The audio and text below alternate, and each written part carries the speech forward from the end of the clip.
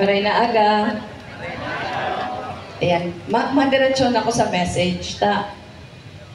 The entire week nagkukuha ako ng mga comments from some of you. Ang number one comment sa flag racing haluyo na maray. Mainit na account sa kahaluy ka mo nakatindog, kaya kakaskasan ko lang. Last week, nag-issue kita ng 8 executive orders.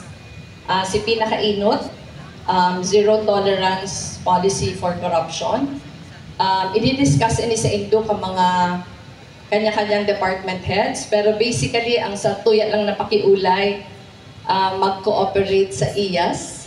Si dati mala na trabaho sa IAS, strengthen talang si mandato. Executive Order number 2, si mass regularization policy.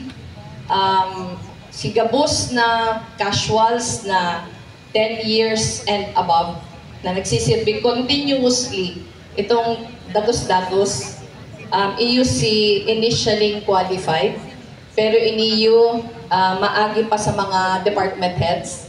Sisiguraduhon ta lang na mayong record, sisiguraduhon ta na mayong problema. 107 sing dagabos. Pag nag-agi na iniuse sa mga department heads, HR ang matrabaho, saka kita ma-submit sa sangguniang panglungsod for the creation of positions. Taano taginigibo, gusto tang i-correct si practice kang bako lang kita pero kadakol ng mga government offices na mas dikit ang permanent, mas dakol si job orders. Ang gusto ta baliktadon ta si triangle, dapat mas gulpi na si permanent kesa sa casuals sa job orders saka sa contractuals.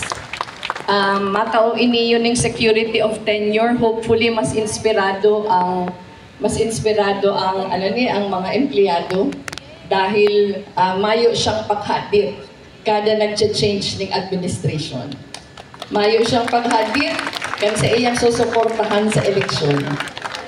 Kaya iniyo hopefully after some time mas gulpi na ang permanent. Didikit-dikitan tali kaya tayan. Ang EO number 3